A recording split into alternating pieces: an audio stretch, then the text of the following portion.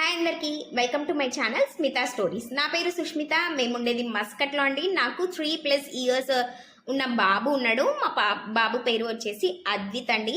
మేము ఈ ఇయర్ నుంచి స్కూల్కి పంపించాలి అనుకుంటున్నాము. మేము నిన్ననే అడ్మిషన్ తీసుకున్నాము.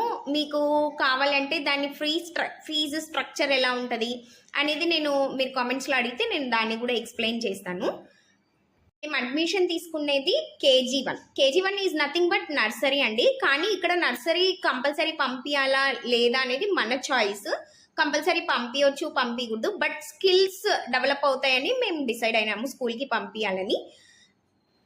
స్కూల్లో ఏం ఎక్స్ప్లెయిన్ చేస్తారు, కేజీ1కి వాళ్ళు ఏం నేర్పిస్తారు అనేవి నేను మీకు నిదానంగా ఎక్స్ప్లెయిన్ చేస్తాను ముందు వీడియోస్లో.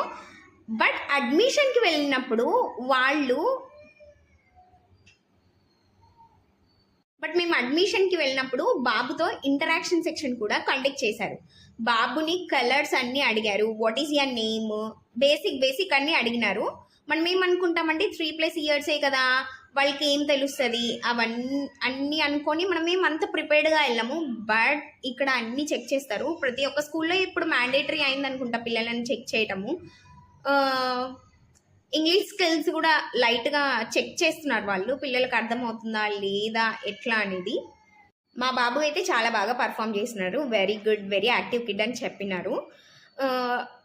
మెయిన్గా ఏం అడిగినారంటే కలర్స్ అడిగినారు.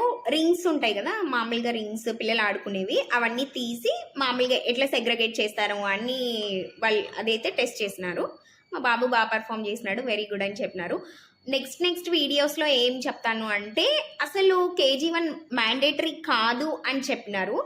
బట్ మేము చేర్పించినందుకు వాళ్ళు అసలు ఏం నేర్పిస్తున్నారు, ఏం నేర్పించట్లా, ఒక రఫ్ ఫిగర్ అయితే మీకు ముందు వీడియోస్లో నేను చూపిస్తాను. సో దట్ మీరు మీ పిల్లలకి హెల్ప్ అవుతుంది అని అనుకుంటున్నా. Thank you for watching my video. Bye. Please subscribe.